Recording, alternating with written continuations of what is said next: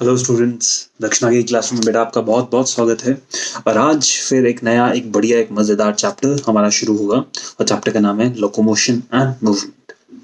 Locomotion movement बहुत ही अच्छा, मज़ेदार और इंटरेस्टिंग चैप्टर है जहाँ पे बहुत सारे नए नए कंसेप्ट आप लोग सीखेंगे।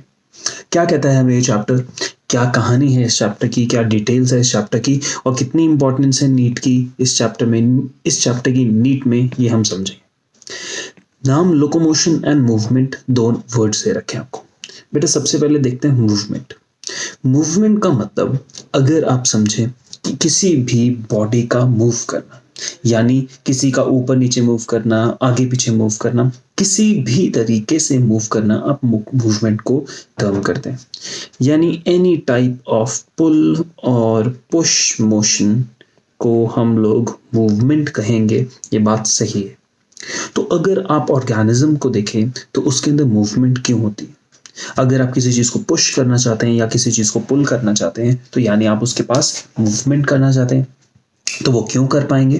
क्योंकि यहां पर प्रेजेंस होगी मसल्स की। क्या क्वालिटी होती है मसल्स की जिसकी वजह से मूवमेंट होती है? तो बेटा मसल्स की क्वालिटी ये होती है कि जो बॉडी है,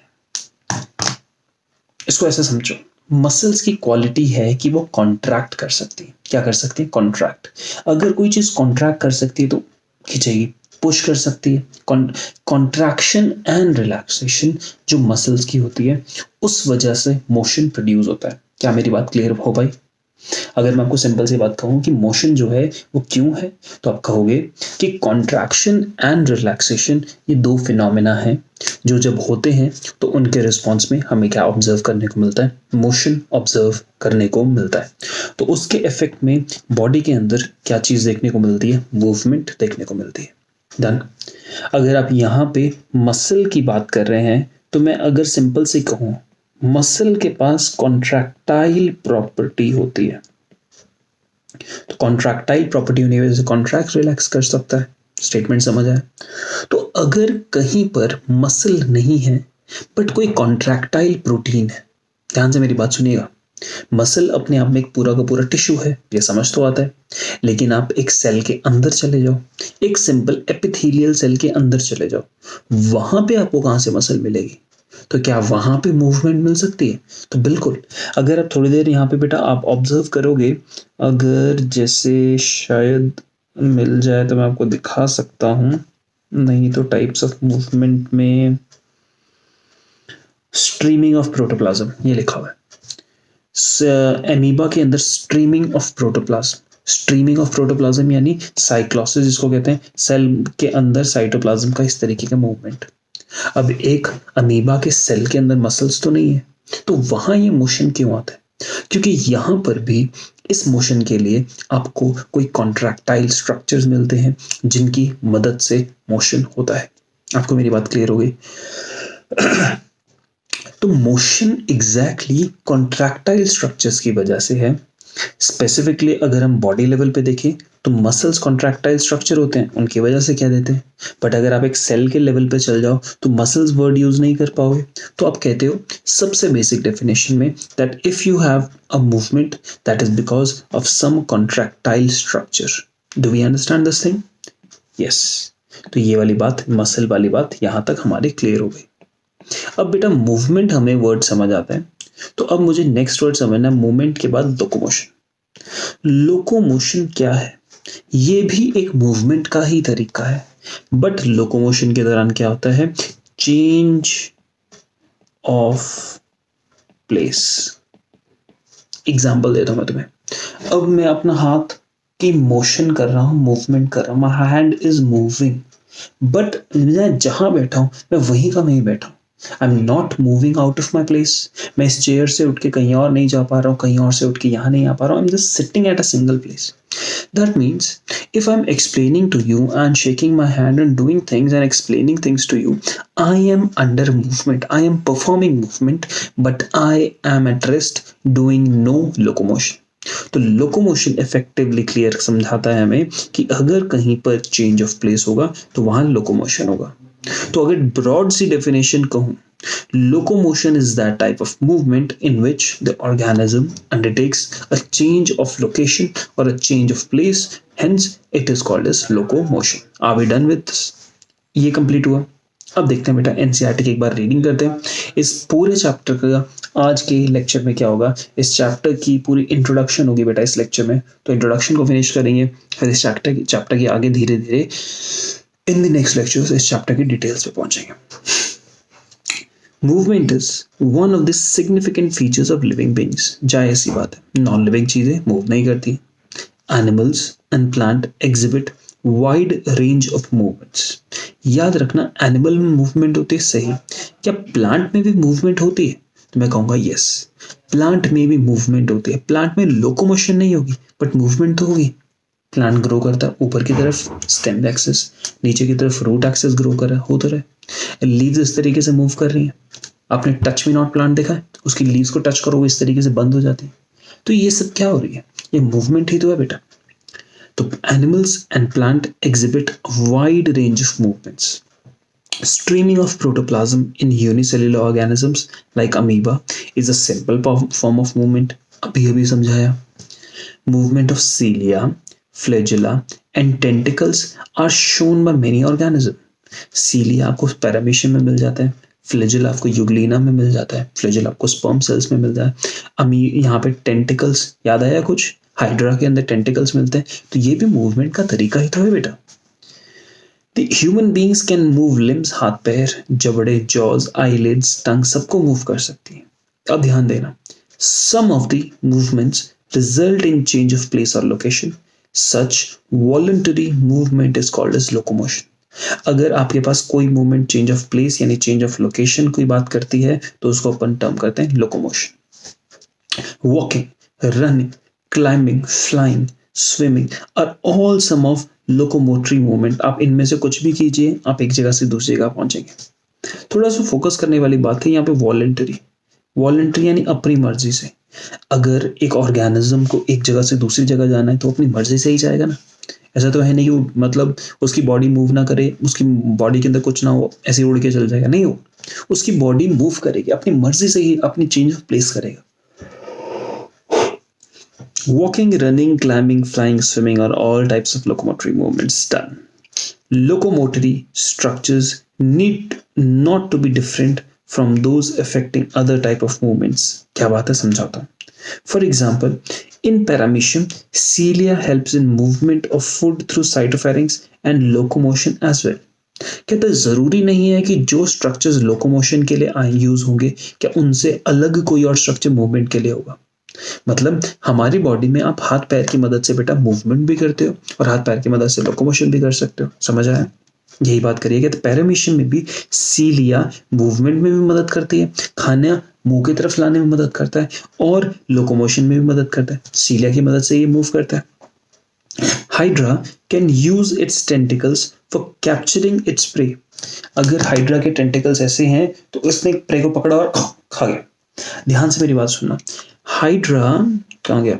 Hydra can use its tentacles for capturing its prey and also use them for locomotion. और ये लाइन जिस बच्चे ने फोकस कर ली उस बच्चे का एक क्वेश्चन निकल गया. And also use it for locomotion. बेटा हाइड्रा तो एक पॉलिप है और जो पॉलिप होता है हमने एनिमल किंगडम में पढ़ा है कैसे होते हैं, सेसाइल होते हैं. लेकिन यहाँ अगर हाइड्रा लोकोमोशन के लिए टेंटिकल्स का यूज कर रहा है. कैसे? हम इसको इस तरीके से समझाते हैं कि बेटा जैसे आपने समर सॉल्ट मारी है, आप जमीन पे खड़े हो तो इस तरीके से पूरा का पूरा आप समर सॉल्ट मारते. आप नेट पे सर्च करो जरा summer salt motion, summer salting motion, या फिर आप लिखो लोकोमोशन इन हाइड्रा तो आपको कोई एनिमेशन वीडियो दिख जाएगी. यहाँ पे समझाना चाहता हूँ कि ये इधर में अगर मैं फोटो बना के दिखाऊं तो हाइड्रा में इस तरीके से टेंटिकल्स हैं. हाइड्रा क्या करता है, थोड़ा सा बेंड होता है और एक टेंटिकल को जमीन पे लगाता है.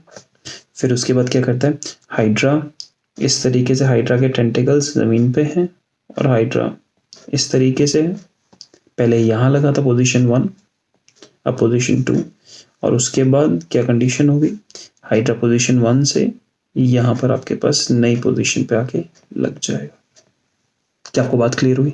यानी हाइड्रा अपने टेंटिकल से ऐसा लगता है जैसे समरसॉल्ट मारते हैं ना, कार्टव्हील करते हैं हम लोग, वो वाला काम हाइड्रा करना शुरू कर देता है।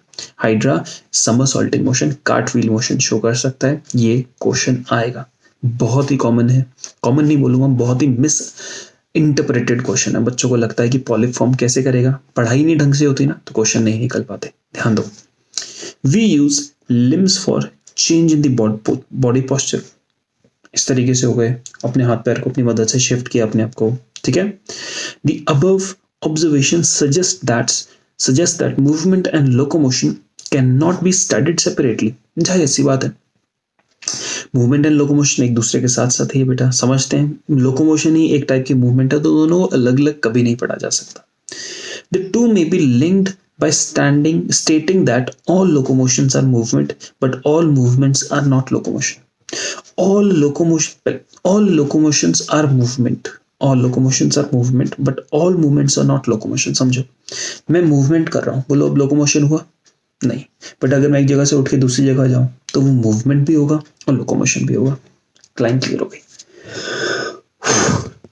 Methods of locomotion performed by animals vary with their habitats. अलग अलग ऑर्गेनिज्म अपनी ज़रूरतों के मुताबिक, अपनी जहाँ रहता है उस मुताबिक वो अपनी अलग अलग तरीके की लोकोमोशन एंड मूवमेंट करता है। कैसे कैसे टाइप की लोकोमोशन एंड मूवमेंट होती है, आइए देखते हैं। The cells of human body exhibit 3 main types of movement. Human शरीर में, इंसानी शरीर में 3 टाइप की मूवमेंट्स होती हैं। Amoeboid movement, ciliary movement and muscular movement. जरा फोकस कीजिएगा बेटा, हमारे शरीर में मूवमेंट 3 तरीके की है। अमीबॉइड मूवमेंट, इसका मतलब ये नहीं है कि हमारे शरीर में अमीबा है। अमीबॉइड मूवमेंट का मतलब मूवमेंट वैसी जैसी मूवमेंट अमीबा करता है। अमीबा पे याद रखो सूडोपोडिया की मदद से मूवमेंट होती है, तो वैसे सी सूडोपोडिया टाइप स्ट्रक्चर्स की मदद से हमारे शरीर में मूवमेंट कुछ सेल्स करेंगे, कुछ सेल्स सीलिया की मदद से मूवमेंट करेंगे और मसल्स की मदद से हमारी बॉडी में मूवमेंट होती है। कैसे, देखते हैं। Some specialised cells in our body like, ध्यान से देखना बेटा, like macrophages and leucocytes. Macrophages मालूम है हमें, ल्यूकोसाइट्स यानी WBCs। तो हमारी बॉडी में macrophages and leucocyte exhibit amoeboid movement. कैसी मूवमेंट शो करते हैं? Amoeboid movement. तो WBCs हमारी बॉडी के अंदर होते हैं, वो इस तरीके से अमीबॉइड मूवमेंट शो करेंगे। पहला question, it is affected by pseudopodia formed by streaming of protoplasm, जैसे अमीबा में होती है। जैसे अमीबा में सूडोपोडिया टाइप का स्ट्रक्चर बनता है प्रोटोप्लाज्म की मूवमेंट की वजह से, स्ट्रीमिंग यानी मूवमेंट। तो उसी तरीके से हमारे शरीर में भी जो ये ल्यूकोसाइट्स और मैक्रोफेजेस होते हैं, इनमें भी प्रोटोप्लाज्म की स्ट्रीमिंग टाइप मोशन होता है और उसके इफेक्ट से क्या कंडीशन होती है? अमीबॉइड मूवमेंट होती है। Cytoskeletal elements like microfilaments are also involved in amoeboid movement. And मैं इस लाइन को तो बेटा आप लोगों के लिए हाईलाइट कर दे रहा हूँ। मैं ये कहता हूँ कि इस लाइन को एग्जैक्टली आप लोग याद करेंगे, बहुत जरूरी है। जब आप अमीबॉइड मूवमेंट की बात कर रहे हैं, किसकी? अमीबॉइड मूवमेंट की बेटा, तो उसके अंदर कौन सी चीज इन्वॉल्व होगी? Cytoskeleton elements. आपको सेल चैप्टर में पढ़ाया गया था साइटोस्केलेटन क्या होता है। साइटोस्केलेटन माना जाता है सेल का पार्ट जो सेल को स्केलेटन यानी सेल को बेसिक स्ट्रक्चर सपोर्ट करने में मदद करेगा, उसको हम साइटोस्केलेटन कहते हैं। तो ये साइटोस्केलेटन क्या कर रहेगा? ये अमीबॉइड मूवमेंट में मदद करता है। अरे ये वर्ड, ये सेंटेंस बहुत ही कॉमनली बच्चे भूल जाते हैं, मैं आपको 500 बार बोल चुका हूँ, इस बात को अच्छे से याद करिएगा। तो पहली टाइप ऑफ मूवमेंट देख ली, दूसरी टाइप ऑफ मूवमेंट देखो, सीलियरी मूवमेंट। सीलियरी मूवमेंट कैसे? Ciliary movement occur in most of our internal tubular organs which are lined by ciliated epithelium. Ciliary movement show करनी है तो हमारे शरीर में जो ट्यूब जैसे स्ट्रक्चर है, जैसे ट्रेकिया, जैसे फेलोपियन ट्यूब, जैसे एपिडिडाइमस, ये ऐसे एरियाज हैं जहां पर ट्यूब जैसे स्ट्रक्चर है और सीलिएटेड सेल्स हैं, सीलिएटेड एपिथेलियल सेल्स हैं। The coordinated movement of cilia in trachea help us in removing dust particles and some other foreign substances inhaled along with the atmospheric air. सांस लिया, अब सांस के साथ ना गले के अंदर बेटा हो सकता है कि कुछ डस्ट पार्टिकल चल जाए। तो ये जो हमारा ट्रेकिया के सेल्स हैं, इन सेल्स के ऊपर क्या लगा हुआ है, इस तरीके से इन सेल्स के ऊपर ये ना बेटा ऐसे सीलिया लगा हुआ है। तो एक सेल नहीं है, ये मल्टीपल सेल है यहाँ पे। अब मल्टीपल सेल्स हैं, इन सब के ऊपर इस तरीके से सीलिया लगा हुआ है। तो क्या करते हैं, समझो यहाँ पे एक डस्ट पार्टिकल आ गया, तो इस सीलिया इस तरीके से ऊपर की तरफ बीट करेंगे, तो ये डस्ट पार्टिकल यहाँ से ऊपर जाना शुरू हो जाएगा, इस तरीके से जाना शुरू हो जाएगा। कंडीशन ये होगी और सीलियरी मूवमेंट हो जाएगी। इसी के साथ साथ बेटा फिलोपियन ट्यूब में देखिए, यहाँ पे अगर ये यूटरस है, अगर हम इसका डायग्राम आपको बना के दिखाऊं, देखो जरा यहाँ पे इस तरीके से, अरे यार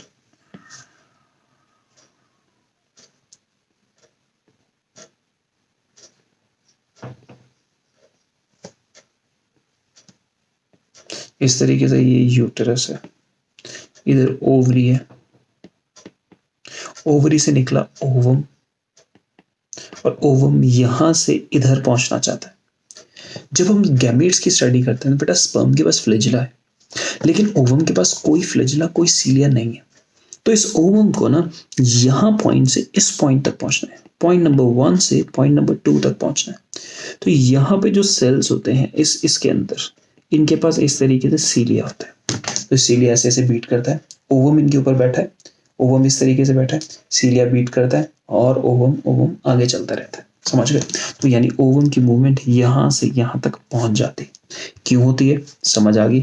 यानी ये सीलिएटेड सेल्स इस तरीके से इसकी मूवमेंट में बहुत ज्यादा मदद करते हैं। तो हमें समझ आया कि जैसे आपको इसकी लोकेशन के नाम पे बेटा एक लोकेशन ट्रेकिया दे दिया है, उसकी तरफ पैसेज ऑफ ओविया, यहाँ पे लिखा है पैसेज ऑफ ओवा through the female reproductive tract. Basically यहाँ पे मुझे फीमेल रिप्रोडक्टिव ट्रैक में बोल देना चाहिए ओवी डक्ट, या बोलिए आप फेलोपियन ट्यूब, राइट? ये वर्ड बोला जा सकता है। तो दैट मीन्स इससे भी अपना काम चल रहा है। तो यहाँ पर एनसीईआरटी हमें रिप्रोडक्टिव ट्रैक के नाम पे ओविडक्ट ये बोल देती है। तो यहाँ तक अपने को क्लियर हो गया। ये सीलियरी मूवमेंट थी, यानी सेकेंड और first done. Third movement type की जो हमारी बॉडी में है वो मस्कुलर होनी चाहिए। कैसे होती है देखो, movement of our limbs, jaws, tongues require muscular movement, यानी तीसरी टाइप की मूवमेंट। जॉज जबड़े, जीभ मसल्स, टंग की बनी हुई है, टंग मसल्स की बनी है, हाथ पैर चल रहे हैं, सब मसल्स है। The contractile property of muscles are effectively used for locomotion and other movements by human beings and majority of multicellular organisms. Locomotion requires a perfect coordination of muscular, skeletal and neural systems. हाथ पैर सही तरीके से चलने चाहिए, दिमाग proper muscles को signal भेजेगा, मसल्स एक मसल कॉन्ट्रैक्ट करेगी तो दूसरी रिलैक्स करेगी। तो अगर मैं कर रहा हूँ, देखो हाथ एक कॉन्ट्रैक्ट एक रिलैक्स, एक कॉन्ट्रैक्ट ये वाला कॉन्ट्रैक्ट ये relax, contract left contract right relax, right contract left relax. तो ये देखो इस टाइम दिमाग प्रॉपर कोऑर्डिनेट कर रहा है तो ये काम हो पा रहा है। अगर दिमाग ये कोऑर्डिनेट नहीं कर पाता तो ये काम नहीं हो पाता। अगर मैं इस टाइम ऐसे कर रहा हूँ, रेगुलरली बोल रहा हूँ, इसका मतलब मेरी बॉडी के अंदर, मेरे माउथ के अंदर जो मेरी टंग है वो भी मूव कर रही है। तो दिमाग इस टाइम 3 फंक्शन कंट्रोल कर रहा है। दिमाग आपके सामने बहुत सारे फंक्शन कंट्रोल कर रहा है। पहली बात, अपना जो मेरी टंग है वो मूव कर रही है, सारा का सारा दिमाग से कंट्रोल आ रहा है। हाथ मूव कर रहे हैं, ये सब कुछ दिमाग कर रहा है। कहानी समझ रहे हो? इसके साथ मेरी आईलिड्स ब्लिंक कर रही है, सब कुछ ब्रेन के साथ न्यूरल कंट्रोल है। अब हाथों के अंदर मसल्स के साथ साथ यहाँ पे बोन्स हैं, तभी तो काम चल रहा है। अगर बोन्स नहीं होते तो मेरे हाथ इस तरीके से लटके होते। तो एग्जैक्टली हमारी बॉडी में skeletal system, neural system, muscular system तीनों कोऑर्डिनेशन में काम करते हैं, तब ही जाके मूवमेंट एंड लोकोमोशंस हो पाती। अभी डन बेटा? तो यहाँ पर अपने को क्या करना है, इतना पूरा पैराग्राफ पढ़ना है। पहली बात, हमें अपनी कॉपी में सबसे बेसिक इंट्रोडक्शन लेना है। इंट्रोडक्शन के बाद हम देखेंगे डिटेल्स आगे। डिटेल्स में यहाँ पे जाने से पहले मूवमेंट की बात करी जा रही है, स्टडी ऑफ मूवमेंट, इसको काइनेसियोलॉजी कहते हैं। कभी कभी क्वेश्चन आ जाता है। प्लांट्स, एनिमल्स एंड बाकी ऑर्गेनिज्म भी मूवमेंट शो कर सकते हैं। सीलियरी मूवमेंट आपको समझा दी। सीलिया की मदद से जो मूवमेंट होगी वो सीलियरी मूवमेंट कहलाएगी बेटा। सीलियरी मूवमेंट में सीलिएटेड एपिथेलियम होता है, और सीलिएटेड एपिथेलियम में जाहिर सी बात है इस तरीके से सेल हैं, और सेल में इस तरीके से सीलिया की मदद है। और सीलिया में नीचे यहाँ पे क्या होता है, बेसल ग्रैन्यूल होता है, और इसकी मदद से पूरा का पूरा सीलिया मूव करता है। हमारी बॉडी में ट्रेकिया में मिलता है, गले के अंदर फेलोपियन ट्यूब में, वासा फ्रेंचिया में मिलता है, यूरिनरी ट्यूब्यूल्स में मिलता है, आपके पास flame cells. Urinary tubules last वाला लेक्चर याद है बेटा, लास्ट वाले चैप्टर सेक्सक्रीशन वाले चैप्टर में हम ऑब्जर्व करते हैं कि जब आप रीनल स्ट्रक्चर्स को पढ़ते हो, रीनल यानी यूरिनरी फेरस ट्यूब्यूल्स यानी पीसीटी डीसीटी को पढ़ते हो, तो उसके अंदर आपको brush bordered as well as ciliated दोनों मिलता है। फ्लेम सेल्स बेटा, फ्लेम सेल्स कहाँ मिलते हैं? ये फ्लेम सेल्स हमें किसमें, अगर आप थोड़ा सा दिमाग लगाएं तो ये हमें मिलते हैं इन दी टेप वर्म्स। और फ्लेम सेल्स के अंदर भी सीलिया होता है। अगर आप फ्लेम सेल्स को देखते हैं ना तो उसमें सीलिया ना बेटा ऐसे बीट कर रहा है, और जैसे दूर से देखने में ना, माइक्रोस्कोप से देखने में लगता है जैसे आग की लपटें बीट कर रही हैं, तो इस तरीके से उनका नाम फ्लेम सेल्स दे दिया गया। लेकिन ये बीटिंग किस चीज की थी? ये सीलिया की ही बीटिंग थी। समझ गए? आगे बढ़ते हैं। पैरामीशियम सीलिया की मदद से सब कुछ फूड कंजम्पशन प्लस इसके साथ लोकोमोशन करता है। ठीक है। अमीबॉइड मूवमेंट, सीधी सी बात, साइटोप्लाज्मिक स्ट्रीमिंग होती है। अमीबॉइड मूवमेंट अमीबा में तो मिलती है, ह्यूमन बॉडी के अंदर मैक्रोफेजेस एंड ल्यूकोसाइट्स करते हैं। और यहाँ पे जरा इंपॉर्टेंट वर्ड यहाँ पर है कि ये साइटोस्केलेटन मध्य के एलिमेंट्स जो हैं वो साइटोस्केलेटन एलिमेंट जैसे माइक्रोफिलामेंट, एग्जाम्पल के नाम पे माइक्रोफिलामेंट, इसकी मदद से होता है। नेक्स्ट फ्लैजुलर, एक और चीज, ह्यूमन बॉडी में फ्लैजुलर मूवमेंट मिलती है, तो मैं कहूंगा यस। क्या ह्यूमन बॉडी में स्पर्म्स फ्लैजुलर मूवमेंट शो कर सकते हैं? Definitely yes. तो यहाँ पे स्पर्म डाल रखा। अगर हम कैनाल सिस्टम कोवाइनोसाइट याद करें तो कुछ ये वाला वर्ड सुना है? ये बेटा कैनाल सिस्टम कहाँ पढ़े थे हम लोगों ने? स्पॉन्जेस में। वहां पे कैनाल सिस्टम में स्पेसिफिक सेल्स होते हैं, उनको क्या कहते हैं? कोवाइनोसाइट्स। कॉलर सेल्स भी बोलते थे। और कोवाइनोसाइट्स के स्ट्रक्चर को जब ऑब्जर्व किया तो इस तरीके से स्ट्रक्चर मिला था, और यहाँ पे अपने को इस तरीके से एक फ्लैजुला मिली थी। तो ये कोवाइनोसाइट्स यहाँ पे ये फ्लैजुला है, यहाँ पे मिलती है। यूग्लिना के केस के अंदर हमने दो फ्लैजुला देखी थी, हेटेरोकॉन्ट फ्लैजुलेशन, एक छोटी फ्लैजुला एक बड़ी फ्लैजुला, और उसकी मदद से मूवमेंट होती है। अगर मैं थोड़ा सा वर्ड याद कर रहा हूँ तो आपने वहां पे पैराफ्लैजुलर बॉडी भी पढ़ी थी।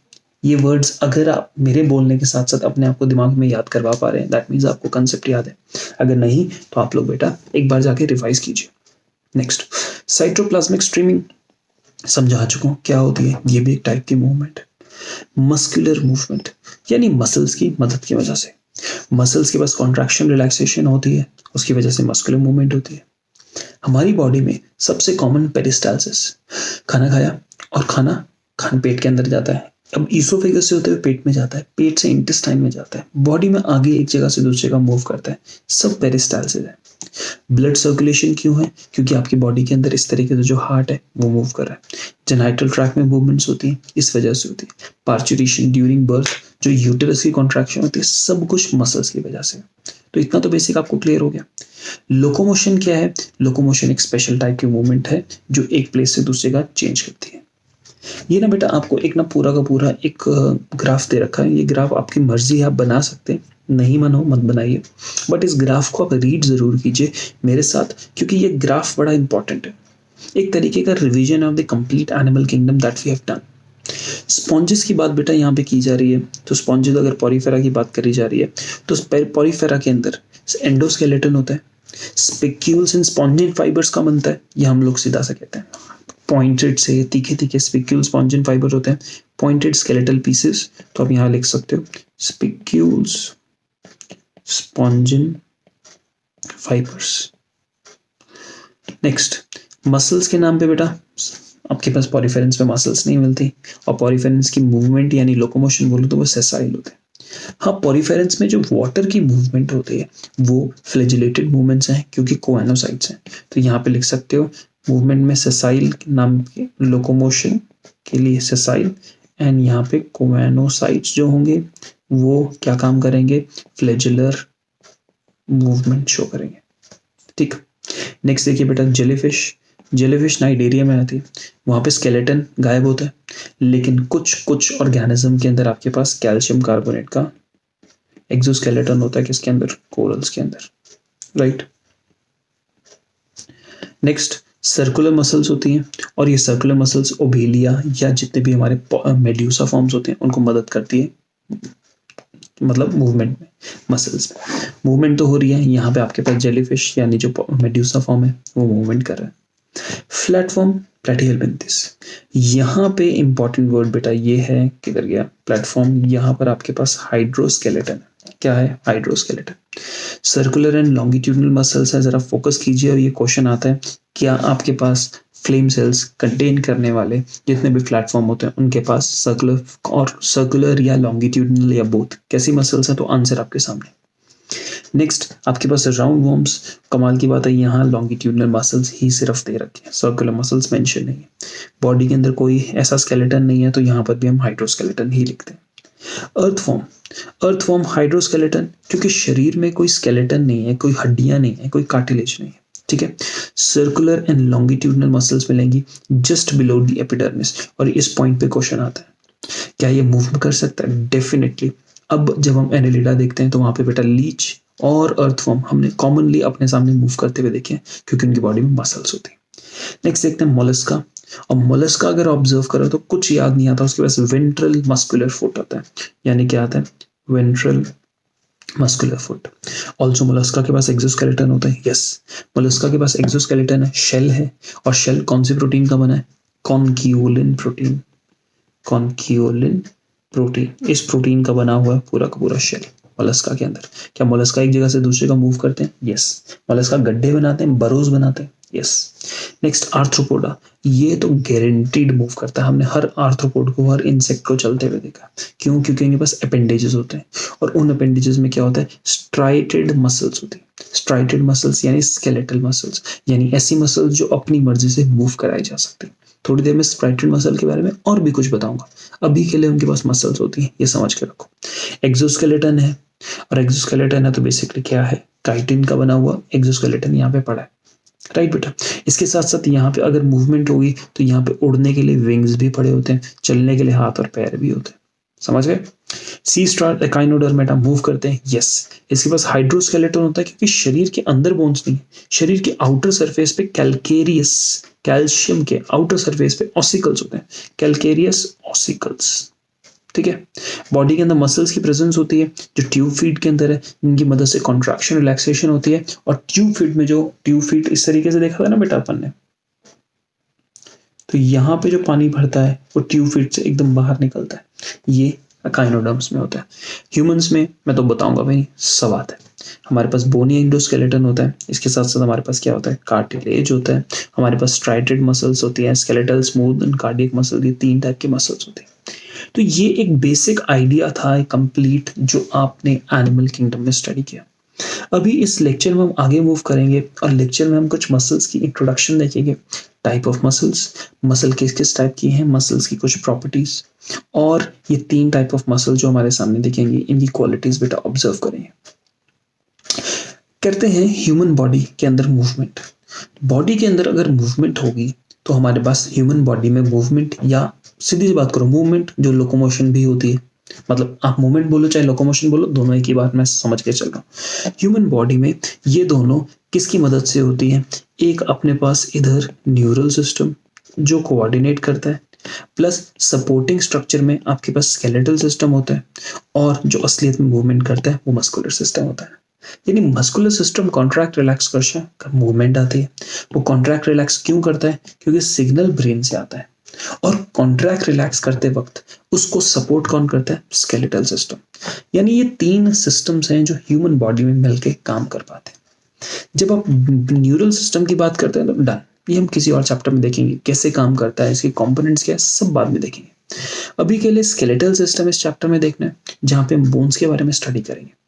कार्टिलेज क्या होता है? जैसे आप नाक के बीच में देख सकते हो, ये आपके पास नेजल सेप्टम, दबाओगे तो दबेगा, तो बोन की तरह हार्ड नहीं है लेकिन सपोर्ट कर रहा है, तो ये कार्टिलेज है। दूसरा मसल्स, तो बेटा अपने को मालूम ही है, मसल्स हमारे शरीर में 3 टाइप की होती हैं। अब यहाँ आप बहुत ध्यान से समझेंगे क्योंकि एक नया फीचर आने वाला है। मसल्स 3 टाइप के, स्ट्राइटेड, स्मूथ, कार्डियक। क्या है ये 3 मसल्स? आइए देखते हैं। मसल्स की बेटा प्रॉपर्टी की बात करी जाती है तो हम समझते हैं कि ह्यूमन बॉडी में 4 टाइप के टिश्यूज मिलते हैं। ध्यान से मेरी बात सुनो, 4 मेजर टाइप के टिश्यूज मिलते हैं। एक अपने पास एपिथेलियल टिश्यू, दूसरा मस्कुलर टिश्यू, तीसरा कनेक्टिव टिश्यू, और चौथा नर्वस टिश्यू। दोबारा बोल रहा हूं मैं, पहला एपिथेलियल, दूसरा मस्कुलर, तीसरा कनेक्टिव, चौथा न्यूरल टिश्यू। तो जो ये मस्कुलर टिश्यू होता है, ये कौन सी जर्म लेयर से आता है, तो वहां पे आंसर आता है मीसोडर्म। तो इसका कौन सा ओरिजिन होता है, मीसोडर्मल ओरिजिन। ह्यूमन बॉडी में जितना भी आपका वेट है, तो आपकी पूरी वेट के लिए बहुत सारी चीजें इन्वॉल्व हैं। आपकी स्किन, आपकी मसल्स, आपकी बोन्स, आपकी बॉडी में कनेक्टिव टिश्यू, ये चारों टिश्यूज मिलकर आपकी बॉडी का वेट देते हैं। तो 40 to 50% ऑफ ह्यूमन वेट आपकी बॉडी में जो पड़ा है मसल्स, उसी की वजह से। मसल्स की कुछ क्वालिटीज होती हैं बेटा, ये 4 क्वालिटीज आपके सामने मेंशन की हुई है। ये 4 क्वालिटीज क्या हैं, मैं एक एक पढ़ूंगा, एक एक बार इनका मतलब समझाऊंगा, और इन 4 क्वालिटीज के ऊपर बहुत ही कॉमनली क्वेश्चन आ जाता है। तो इन 4 क्वालिटीज को आप देखेंगे, ऑब्जर्व करेंगे और क्वेश्चन को सॉल्व करने की, समझने की कोशिश कीजिए। सबसे पहले एक्साइटेबल। अगर हम मसल्स की बात करते हैं तो मसल्स एक्साइटेबल है, और एक्साइटेबल कुछ इस तरीके से है कि जैसे आपने एक ना ट्यूबलाइट जलाई, बटन ऑन किया, ट्यूबलाइट जल गई।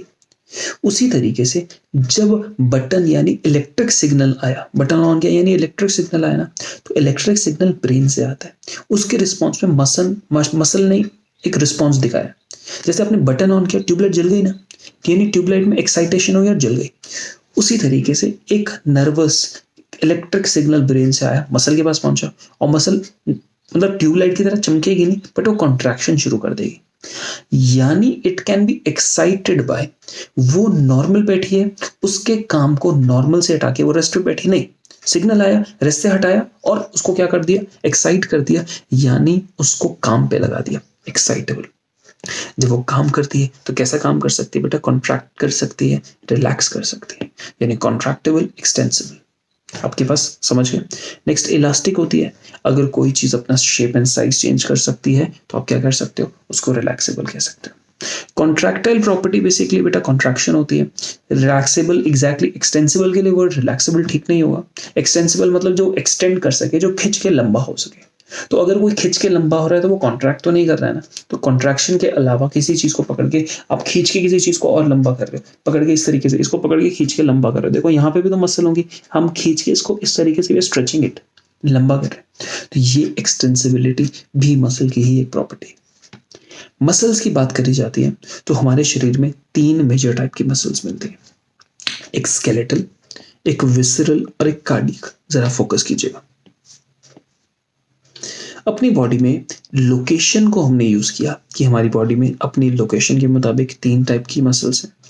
कुछ मसल्स जो जस्ट डायरेक्टली बोन्स के साथ जुड़ी हुई हैं, स्केलेटल मसल को कहेंगे अटैच्ड टू बोन्स, उनको स्केलेटल मसल कहते हैं। विसरल मसल्स कहाँ होती है, inside walls of internal organs. और बेटा इंटरनल ऑर्गन्स के लिए वर्ड विसरल यूज होता है ना, तो inside walls of visceral organs. और कार्डियक तो आपने ऑलरेडी पढ़ चुका है, ये कहां पर होगा, इन हार्ट। यानी लोकेशन के नाम पे आपने ये 3 कैटेगरी दे दी। क्लियर है बेटा। अब आप लोकेशन के नाम पे कैटेगरी देते हो, फिर आप इनकी उस पे देते हो कंट्रोल के हिसाब से आप आगे 2 कैटेगरीज बनाते हो, वॉलंटरी, इनवॉलंटरी।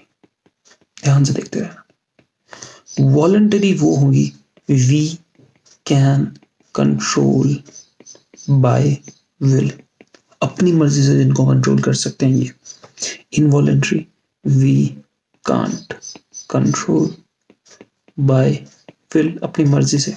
चल मैं कहता हूँ, तुम बैठे हो और मन करोगे बड़ा ध्यान लगाओ और ध्यान लगा के बोलो मेरे दिल की धड़कन एकदम फास्ट हो जाए, हो रही है? नहीं, कहानी समझ पाए? अब एकदम तुम ध्यान लगाओ और तुम सोचो कि तुम्हारी इंटेस्टाइन कॉन्ट्रैक्ट करने की कोशिश करो। इंटेस्टाइन, एब्डोमेन की वॉल नहीं, पेट का। अब तुम करोगे पेट अंदर अंदर बाहर करने की कोशिश करोगे, वो नहीं, वो आप बॉडी की एब्डोमेन की वॉल को कर रहे हो। लेकिन इंटेस्टाइन को कॉन्ट्रैक्ट रिलैक्स नहीं कर सकते आप लोग। क्यों? क्योंकि वहां पे विसरल मसल्स है। समझ पा रहे हो? यानी बॉडी के अंदर कुछ मसल्स अपनी मर्जी से कंट्रोल नहीं होती। तो जब हम विसरल एंड कार्डियक को देखते हैं तो ये दोनों कैसी होती हैं बेटा, इनवॉलंटरी, और ये कैसी होती है, वॉलंटरी। क्लियर हुआ? अपीयरेंस के बेसिस पे एक और हमारे पास होती है अपीयरेंस, कैसा दिख रहा है। अगर आप मसल को देखोगे तो देखने में क्या उसके ऊपर धारियां दिखाई दे रही हैं, क्या आपको लाइट एंड डार्क बैंड्स दिखाई दे रहे हैं। यानी हमारी पहली कैटेगरी है striated, striated means having which has light and dark bands. जब उस मसल को देखोगे तो आपको लाइट एंड डार्क बैंड्स दिखाई देंगे, स्ट्राइटेड। दूसरा स्मूथ, जिस पे ऐसा अरेंजमेंट नहीं दिखाई देगा, ठीक। तो बेटा जो स्ट्राइटेड मसल्स होती हैं जिसमें डार्क एंड लाइट बैंड्स दिखाई देते हैं ना, ये हमारे पास कौन कौन सी होती है? ये हमारे पास स्केलेटल मसल्स होती हैं, और आपके पास दूसरी वाली कौन सी मसल होती है? स्केलेटल मसल के बाद कार्डियक मसल्स। कार्डियक मसल में भी स्ट्राइशंस दिखाई देती हैं। जरा एक फोकस करवाना चाहता हूं बेटा, अगर स्ट्राइटेड वर्ड आएगा तो most of the time paper में स्ट्राइटेड वर्ड इफेक्टिवली स्केलेटल के लिए यूज होता है। बट अगर आपसे पूछा जाए which of the following muscles are striated, तो आंसर होगा skeletal as well as cardiac. But अगर बाई चांस कहीं पे मैंने स्केलेटल वर्ड की जगह, अगर स्केलेटल की जगह डायरेक्ट मैंने अगर स्ट्राइटेड वर्ड अगर बेटा कहीं यूज कर दिया, तो उसके लिए आप ये समझ के रखेंगे कि स्ट्राइटेड कहीं है, इसका मतलब क्या है? If something is striated that means उसमें लाइट एंड डार्क बैंड्स हैं, तो वो स्ट्राइटेड डायरेक्टली किसी के लिए रिप्लेसमेंट के लिए यूज किया था, तो skeletal. But striated in a broad sense का मतलब क्या है? Skeleton and cardiac both. या स्मूथ मसल है, तो स्मूथ मसल बेटा देखने में कैसी होगी? उसमें कोई डार्क एंड लाइट बैंड्स नहीं होंगे। स्मूथ मसल अगर डार्क और लाइट बैंड्स नहीं है, तो ये हमारे पास कौन सी मसल्स होती है? विसरल मसल्स, जो हमें इंटरनल ऑर्गन्स में मिलती है। तो कौन सी मसल्स हुई बेटा? यहाँ पर इधर आते हैं आपके पास विसरल मसल्स। कहानी क्लियर हुई? अगर हुई तो यहाँ पे आप फोटो देख सकते हो, ये इनका बेसिक स्ट्रक्चर है। सबसे पहला आपके पास ये वाला स्ट्रक्चर है स्केलेटल, दूसरा स्मूथ, और तीसरा कार्डियक। ये तीन टाइप की मसल्स आपको दिखाई दे रही, स्केलेटल, स्मूथ, कार्डियक। तो अब हम क्या करेंगे? एक एक करके इन मसल्स की कुछ प्रॉपर्टी को रीड करेंगे, अंडरस्टैंड करेंगे, उनके बारे में लिखेंगे, राइट। तो हम सबसे पहले क्या करते हैं, इसको पकड़ के ऊपर लगाते हैं और यहां लिखना शुरू करते हैं। सबसे पहले category skeletal muscles. Skeletal muscles की बेटा कुछ प्रॉपर्टी को अपने को ऑब्जर्व करना है। अगर हम इसकी प्रॉपर्टी को ऑब्जर्व करते हैं तो सबसे पहले ये कैसी होती है? ये सीधी सी बात स्ट्राइटेड होगी, ये वॉलंटरी होगी। ये दोनों कंसेप्ट आपको क्लियर हुए?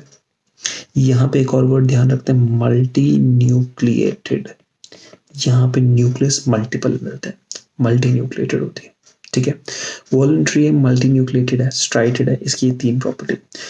लॉन्ग सिलिंड्रिकल, ऐसा इसका स्ट्रक्चर है, आप देख सकते हो यहाँ पे ये वाला condition. Attached with bones with help of किसकी मदद से? लिगामेंट्स। लिगामेंट्स की मदद से बोन्स के साथ बेटा ये जुड़ी हुई होती है। ये स्केलेटल मसल की मदद कर रहा है। ये किस में मदद करती है? Help in locomotion and movement, body की मूवमेंट लोकोमोशन में मदद करती है, स्केलेटल टाइप। दूसरा हुआ कार्डियक। कार्डियक मसल को आप ध्यान से देखिए।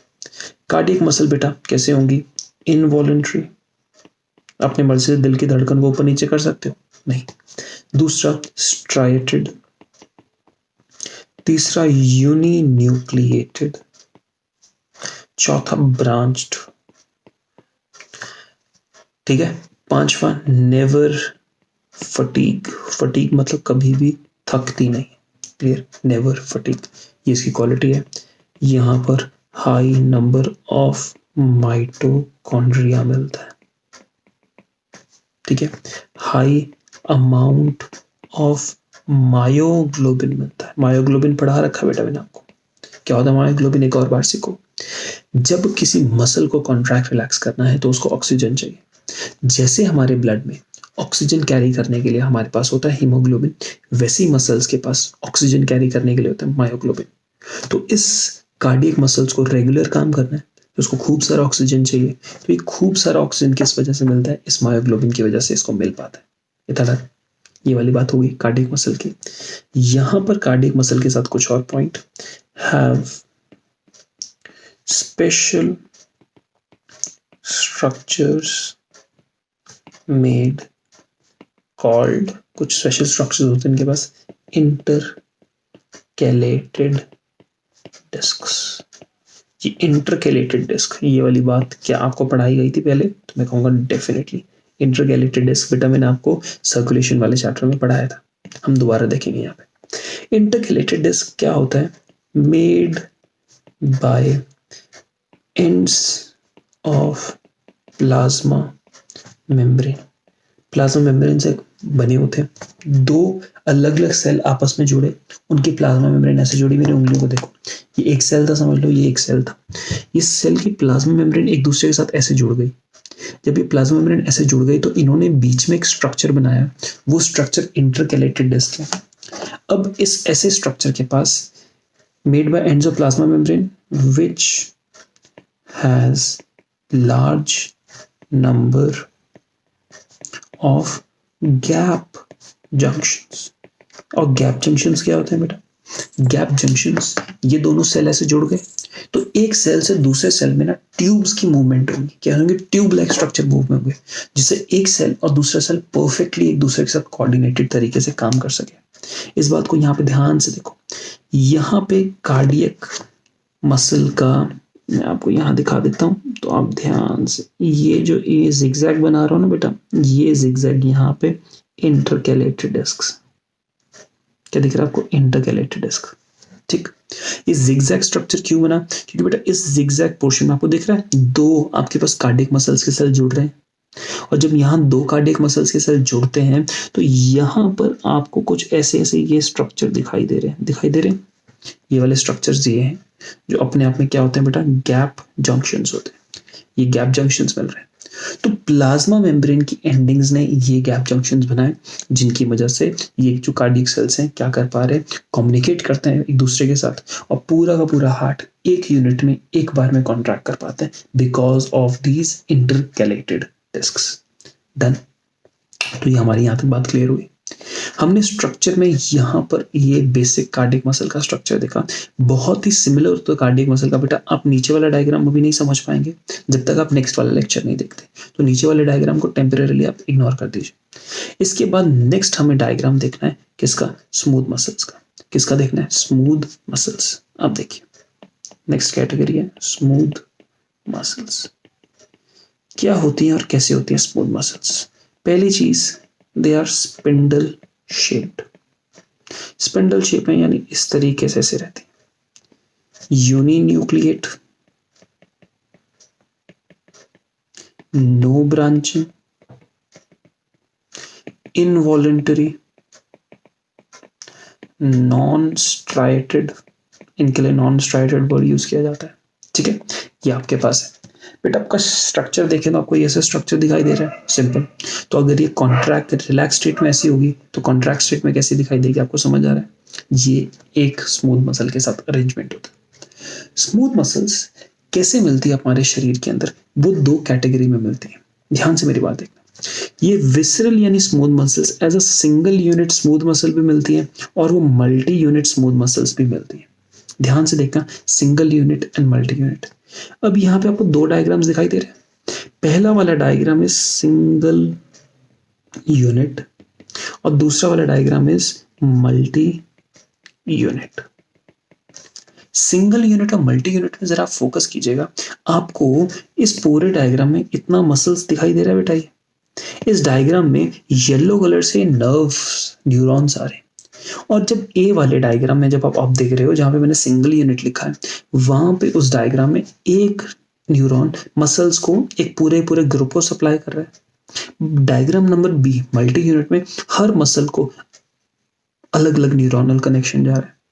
तो अगर कोई चीज सिंगल यूनिट है तो खूब सारी मसल्स सिंगल यूनिट की तरह बिहेव करेंगी, यानी खूब सारी मसल्स एक साथ कॉन्ट्रैक्ट करेंगी, एक साथ रिलैक्स करेंगी।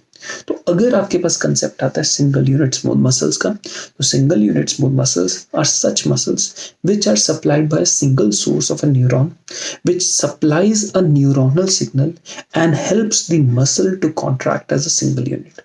But when you look at the case of multi-unit, तो individual muscular cells are supplied by neuronal connection, and individual muscular cells separately they contract individually, they contract separately. अब आपके पास जब सिंगल यूनिट और multi unit आती है तो बेटा multi unit आपको कहाँ मिलती है, आई के कहाँ पर आपके पास प्यूपल में, जैसे बेसिकली आइरिस के अंदर मिलती है, यानी सिलियरी बॉडी के अंदर मिलती है। मल्टी यूनिट आपको अलग अलग जगह मिलेंगी, जैसे आपकी स्किन के अंदर मिल जाएंगी, बॉडी की अलग अलग आर्टरीज की वॉल्स में मिल जाएंगी, हॉलो ऑर्गन्स की बॉडी के अंदर मल्टी यूनिट मिलेंगी। ये कुछ क्वेश्चंस बेटा आ जाया करते हैं। जिन पॉइंट्स को मैंने अंडरलाइन किया है आप जरा इन पॉइंट्स को देख लीजिएगा। जैसे आपके पास ये हेयर फॉलिकल्स में मिलते हैं, आपके पास ये सिलियरी बॉडी में मिलते हैं। ये दो क्वेश्चंस आपके पास जिनको मैंने अंडरलाइन किया है, ये एग्जांपल्स हैं आपके, तो आपको single unit and multi unit को डिफाइन करते हैं। तो बेसिक थी बेटा ये जो अभी तक तुम्हें पढ़ाया, ये सारा का सारा इंट्रोडक्शन था to the type of muscles, to the complete chapter, जिस चैप्टर ने आपको स्टोरी समझाई कि पूरा का पूरा अरेंजमेंट गेम कैसा है। इसको आप फिनिश ऑफ करेंगे और इसके साथ साथ पहला लेक्चर इस चैप्टर का फिनिश होता है। अब आप वेट करेंगे in the next for the next lecture, और फिर उस लेक्चर के साथ साथ हम आगे इस पूरे चैप्टर को आगे लेके जाएंगे। तो आज के लिए इतना ही बेटा, खूब मेहनत करो, खूब पढ़ाई करो, स्टे ब्लेस्ड।